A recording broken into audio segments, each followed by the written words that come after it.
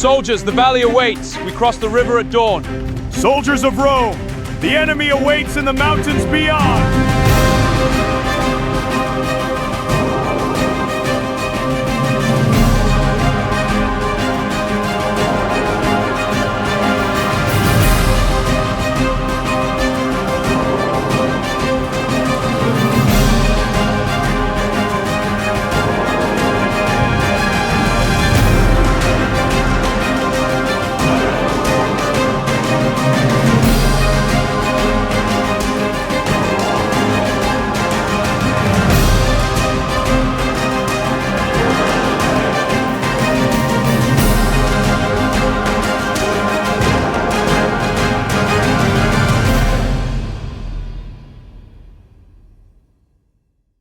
Dawn had not fully broken yet. The horizon was covered with a thick curtain of dust, as if the world itself was holding its breath before an unseen war. Through that dust, a massive army is slowly advancing, 80,000 Roman soldiers. The ground trembles under their footsteps. The sound of sandals echoes like thousands of drums across the valley. The sky is being swallowed by dust and the heavy breath of war. This is not just a march, it feels like a moving storm shaking the earth itself. This is not an ordinary army. This is the Roman legion, the most feared and disciplined military force in history. Rome has never gathered so many soldiers in one place and never been this confident. Legionaries of Rome, the hour of battle is upon us! For the glory of the empire, advance and conquer! For Rome, advance! To them, this is not a war. It is a guaranteed victory. At the front ride, two men on horseback, Lucius Aemilius Paulus and Gaius Terentius Varro. Their eyes are fixed, hardened, and full of confidence. They believe only one thing: they will write the greatest chapter in Roman history today. A soldier whispers under his breath, "Will we be victorious or lost in history?" No one hears him. Around them is only the roar of war. Their target is clear: Hannibal Barca, the Carthaginian commander who dared strike the heart of Italy. Their mission is to erase him. The numbers are on their side, almost 2-1. Rome's belief is simple: more soldiers mean certain victory. Legionaries, advance and conquer! Rome Invicta! Rome Invicta! For the Emperor! For the Legion! For Victor Guardian! More swords, more shields, more power. They believe Rome cannot lose. The legions advance in perfect discipline. Veterans, young nobles, and common soldiers, all together. They already imagine victory parades, laurel crowns, and honor in Rome. For honor, for victory! Roma! Roma! Roma! But they do not know. This march is not toward victory, it is toward their own graves. Just a few kilometers away by the river Aufidus near Cannae waits a man, Hannibal Barca, only 30 years old. He is not watching a battle, he is watching history itself. He has studied Rome for years, analyzed it deeply. Now he has built a trap that will turn Rome's strength into its destruction. The Romans advance with absolute confidence. From the hill, Hannibal watches them. There is no excitement on his face because he knows the war has not just begun, it has already been decided. Soldiers, look to the horizon. Our enemy awaits. We march to victory. Steel your hearts. We fight as one. He knows exactly what is about to happen in the next 8 hours. This battlefield will no longer remain an ordinary conflict. It will become one of the most horrific bloodbaths in ancient history. Here, Rome's pride will be torn apart. Here, the arrogance of an empire will be crushed into the ground, and history will carry a wound that will never truly heal. Hannibal Barca knows that in the hands of a genius commander, a smaller army can destroy a force twice its size. In the distance, Roman war horns echo through the wind. Slowly but inevitably, war is about to begin. But this is no ordinary battle. This is a conflict that did not begin today. It began decades earlier in a history of blood, hatred, and revenge. To understand it, we must go back to the past. Why 80,000 Roman soldiers marched toward their own destruction on that hot August day in 216 BC is hidden in a long, bloody history. This war was not born overnight. It was the final explosion of a long rivalry between two powerful civilizations. Control of the Mediterranean was the ultimate prize. On one side stood Rome, a military republic forged in iron discipline. Its strength was the perfect discipline of its legions. On the other side stood Carthage, a Phoenician empire built on maritime wealth. Its strength came from trade and naval power. For years they existed side by side, but never in true peace.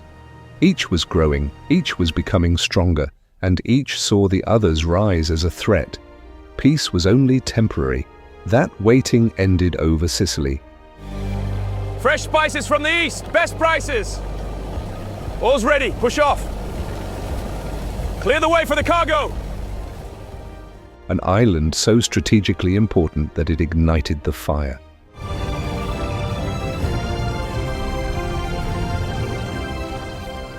In 264 BC, the First Punic War begins.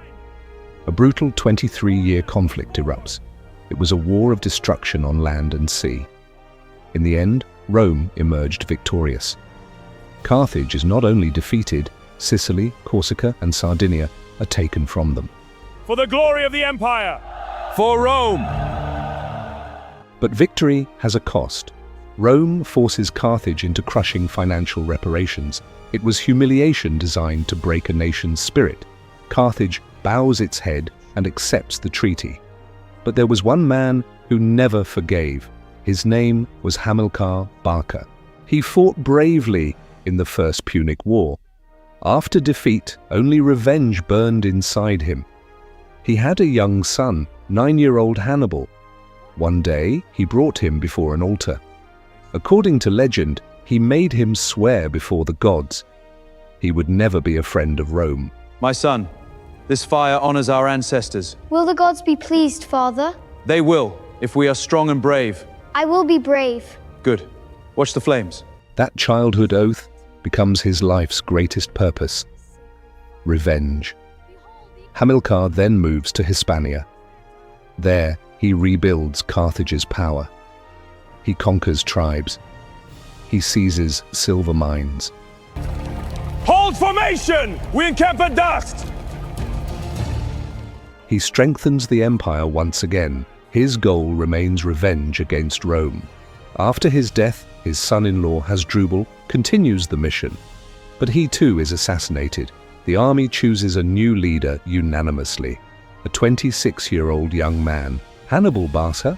The child who once swore revenge now stands at the head of a massive army. And he knows this is the time, this is the moment he was born for. In 218 BC, Hannibal does something that shocks Rome. He attacks Saguntum. He captures the city allied to Rome. Rome erupts in outrage. Rome demands Carthage surrender him. Carthage refuses. Thus begins the Second Punic War. But Hannibal was not willing to wait. He was about to do something that history had never seen before. Soldiers of Rome, the enemy awaits in the mountains beyond! Forward for glory and the Empire! For Rome, for the Empire! What everyone believed was impossible, Hannibal decided to do exactly that. He knew attacking Rome by sea was impossible. Rome's navy was unmatched, so he chose land, a route as dangerous as death itself. His plan was to cross the Pyrenees and march through hostile Gaul into Italy. But the most unbelievable part was still ahead: the Alps. With nearly 50,000 soldiers and 37 war elephants, he chose to cross the frozen mountains. It was autumn, but the mountain peaks were already covered in snow. Spearmen, tighten the flanks! Elephants, hold steady! The winds were brutal, the cold was deadly. Gallic tribes attacked at every step. Ambushes, surprise attacks, and destroyed mountain paths.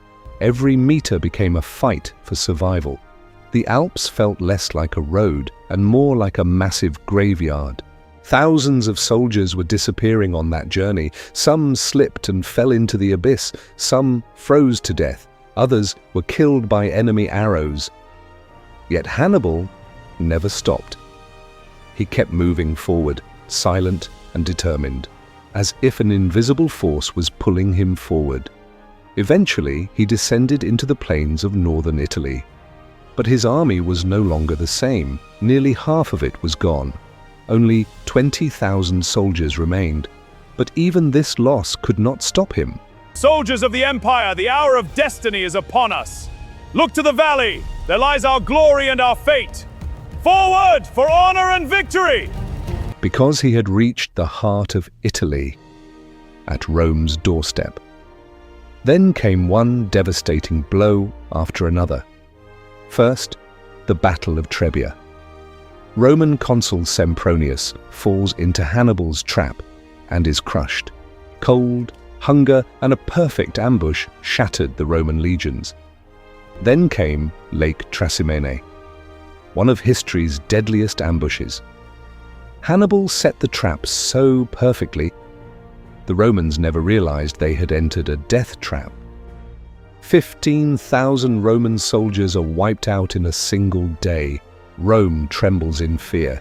Their armies keep losing. Their generals are confused. They cannot understand how a smaller army keeps destroying them. The legions are prepared. We move at dawn. The terrain is treacherous. What are supplies? Our scouts report the passes are clear. Then we strike, no delays. Agreed. May the gods be with us. The answer was terrifyingly simple. Hannibal Barca was no ordinary general. He was a military genius. And now, in the summer of 216 BC, Rome decides on a final move. They assemble the largest army in their history. 80,000 soldiers, overwhelming numerical superiority, blind confidence. They believe this will be the final battle.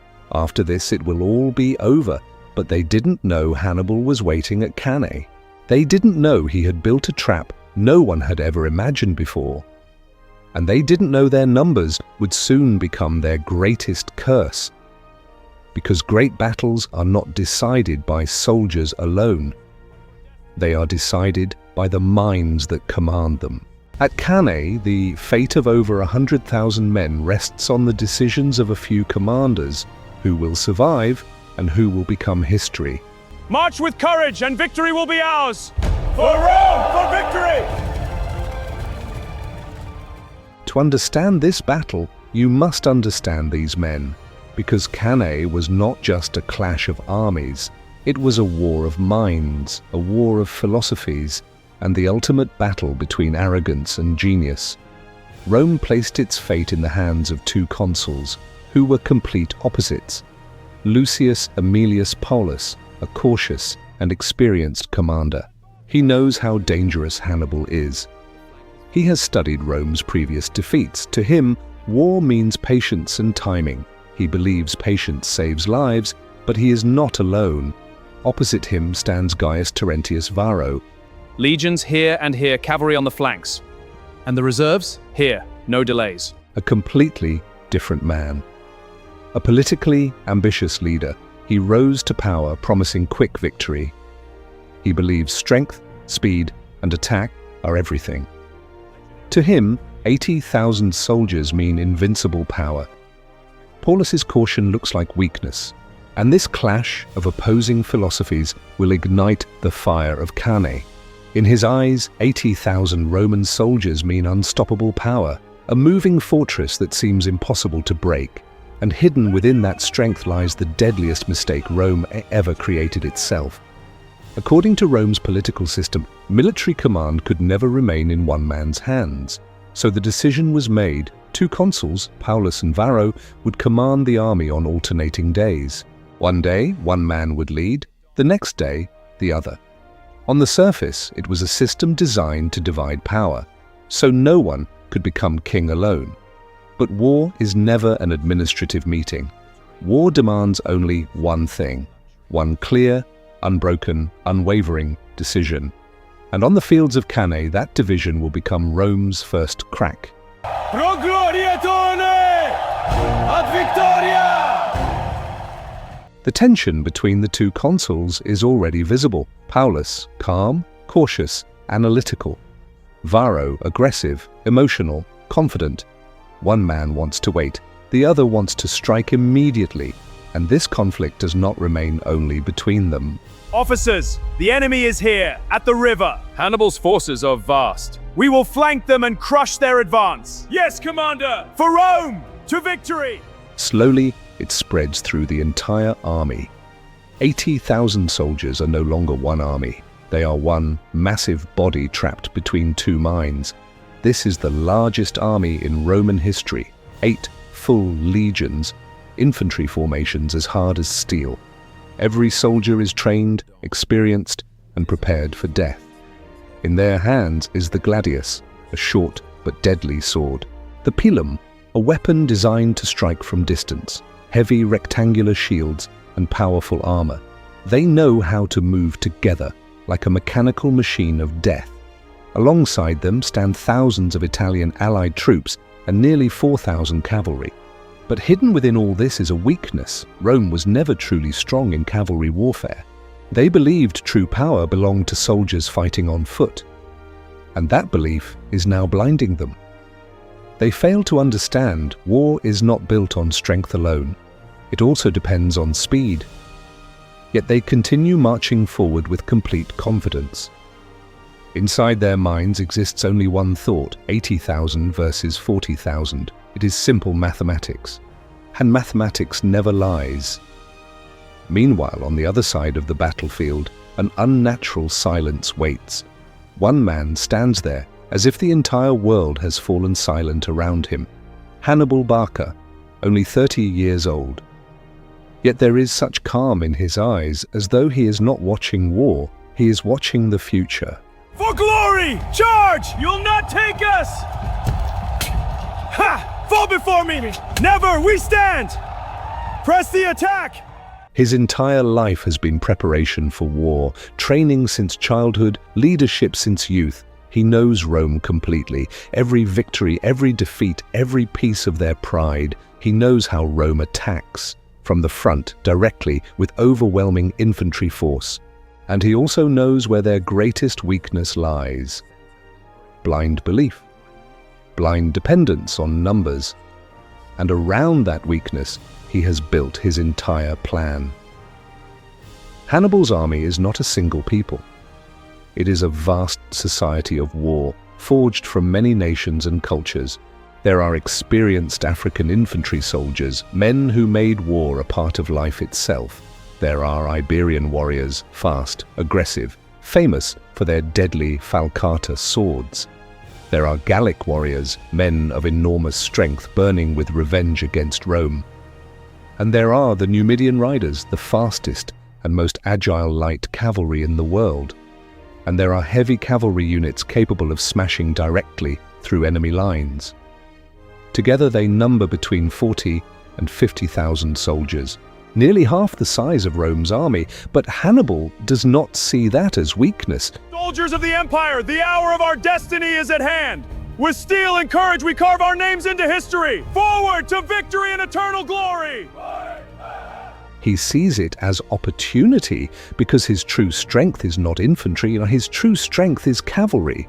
Where Rome can bring only 4,000 ordinary cavalry, Hannibal commands nearly 10,000 chosen riders, the finest horsemen in the world.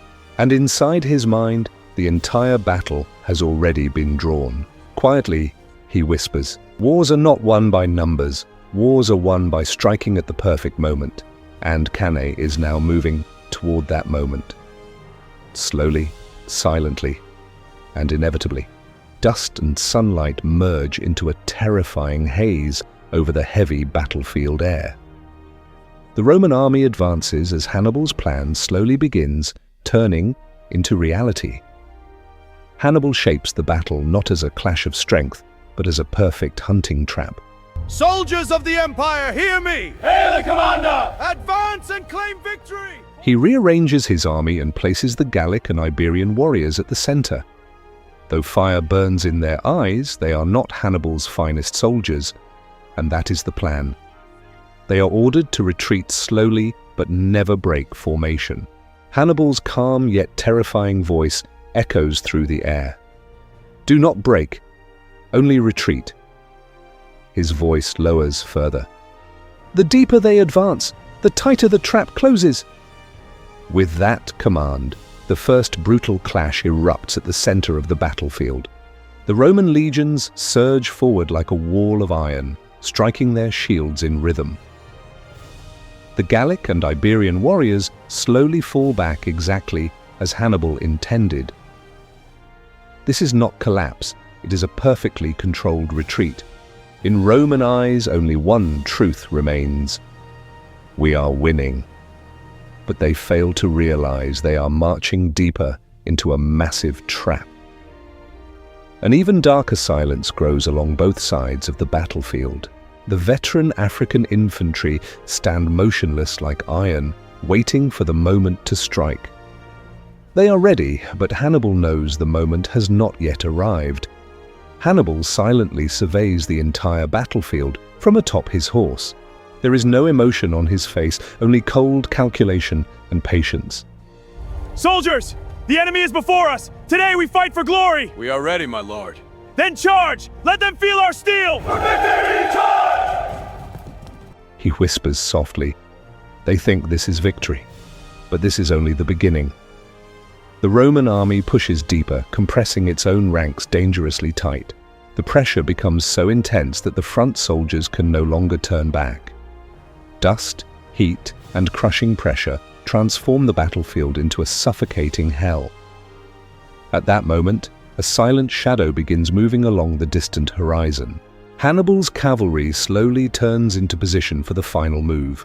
The battle is no longer only ahead, it begins closing in from every side. A Roman soldier whispers in fear, "Are we becoming trapped?" Before an answer comes, Hannibal's plan moves into its next phase. In that moment, the battle becomes no longer war, but a calculation of destruction. Soldiers of Rome, the enemy awaits! Roma Invicta! Advance! For the glory of the Empire! For Rome, charge! No retreat! Victory! The battlefield slowly sinks into a heavy and unnatural silence. Dust-filled air blurs the sunlight as terrifying tension grows between the two armies. At that very moment, Hannibal's true genius begins. This is no ordinary battle line, it is a map of planned death. Hannibal arranges his army in a way no one had ever imagined before. The Gallic and Iberian warriors stand at the center formation. Hold! For Carthage! For victory! They are brave and powerful, but not the most experienced soldiers. And that is the first terrifying truth of Hannibal's plan. Their clear order is to absorb the attack while retreating slowly. But no matter what happens, they must never break. As the battle begins, the Roman legions surge forward like waves of steel. They march while striking shields, victory burning fiercely in their eyes. The Romans believe they are marching toward victory, but they are entering a trap. The Gallic and Iberian warriors intentionally give ground and slowly fall back. Their retreat is not weakness, but a perfectly controlled tactic. Hannibal's terrifying, calm voice echoes through the air. Let them come deeper. He whispers softly. The deeper they go, the fewer paths to survival remain. The silence along both sides of the battlefield grows even heavier. Legio Celeriter! Roma Invicta!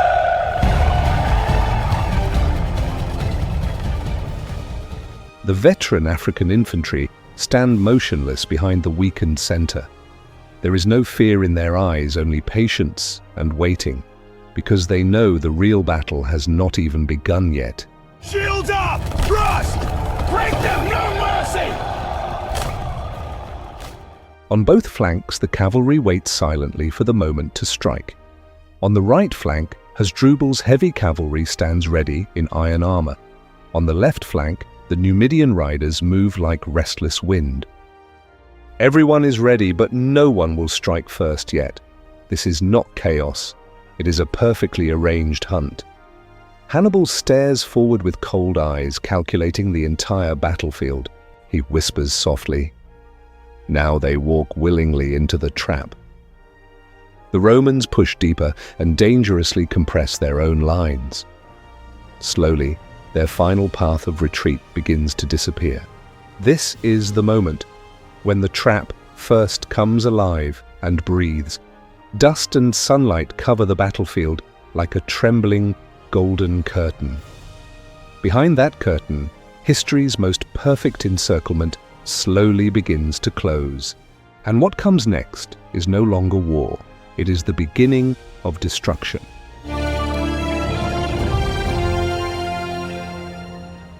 At that moment, the air over the battlefield suddenly seems to stop. The Roman army stretches forward while becoming trapped within its own chaos. Dust, sweat, and clashing iron make the plain tremble like a metallic storm. And then Hannibal's true strike finally begins. The African infantry standing on both flanks move at the same moment. In one perfectly calculated moment, they pivot 90 degrees. Without a single shout, their terrifying coordinated advance begins. Seconds later, they strike the exposed Roman flanks. Where there are no shields, steel death now falls. Fall back! We will not yield! Hannibal's calm voice echoes, "Now, close the gates." In that moment, the battle becomes a deadly, full encirclement. Before the Romans understand, pressure begins closing in from every side. From behind, the Carthaginian cavalry charges like thunder. On both sides, the African infantry press inward without mercy. Ahead, the Gauls and Iberians keep fighting while pulling the Romans deeper inside. 80,000 soldiers slowly become trapped inside a suffocating pocket. They still have weapons, but no space left to fight. A Roman soldier screams in panic, "Are we being crushed?" Hold the line! For the Empire! For the Empire! But his voice disappears into the chaos around him. Now only pressure, death, and tightening walls close in from every direction. This is no longer a battle. It is planned destruction. The perfect pincer movement closes from both sides. Military history will later call it the perfect battle. Legionaries! The battle is won! Roma Invicta! Your valor brings glory to Rome! Now march with me to victory! But the most terrifying part of this perfection is Hannibal's psychological warfare. He fights not only on the field, but inside Roman minds. Hannibal knows the Romans will not break from direct force. Instead, they will mistakenly march deeper into the trap themselves. And that is exactly what begins happening on the battlefield. The Romans think they are advancing while entering the center of death. Slowly, their formation collapses as bodies begin crushing against each other. The front soldiers cannot retreat, and the rear soldiers cannot move forward. Even breathing space disappears as the air grows unbearably heavy. It feels as if the entire sky is collapsing downward. Push them back! Hold the line! No retreat! Soldiers, the enemy trembles before us. Fight with me, and glory shall be ours! Hannibal watches the battlefield with calm eyes. There is no excitement in his eyes, only a cold truth. He whispers softly, "They are inside the trap now, and they do not even know it." The Roman soldiers keep advancing because they still believe in victory. But history quietly begins writing a completely different story. Very soon, the battlefield will become a chamber of total destruction. This was the peak of Rome's doctrine, discipline, and blind faith in direct assault. At the center of the battlefield, the massive infantry stands like a solid wall. The smaller cavalry forces on both flanks appear to be the weakest part. On the right near the river, the Roman citizen cavalry waits in formation. On the left, the allied Italian cavalry stands ready for battle. Rome trusted not in cavalry, but in the strength of its legionaries. To the Romans, the enemy looked weak, small, and easy to break. The curved Carthaginian center appears weak to them. Filled with confidence, the Roman soldiers march forward, striking their shields. Legionaries, advance! Roma! Roma! No retreat for the Empire! Charge for glory! One soldier shouts, "This won't take long to break." But what they saw was their greatest mistake.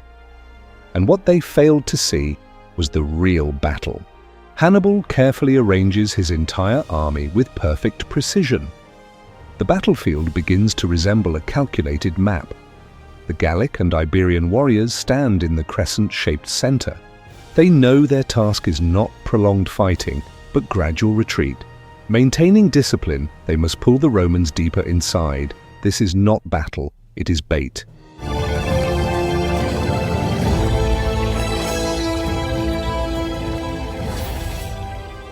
Hannibal's cold voice echoes, "Let them come deeper." He whispers, "The deeper they go, the fewer paths remain." The veteran African infantry stands silently on both sides of the center. They wait like unmoving walls of stone. They wear armor taken from fallen Romans. It feels as if the enemy's own shadow has returned against them. These soldiers know this is the moment they lived for. Near the river, Hasdrubal waits with his heavy cavalry. Their iron armor and long spears gleam beneath the sunlight. Their only task is to crush the Roman cavalry. On the opposite flank, the Numidian cavalry waits like a storm. They strike and disappear, exhausting the enemy.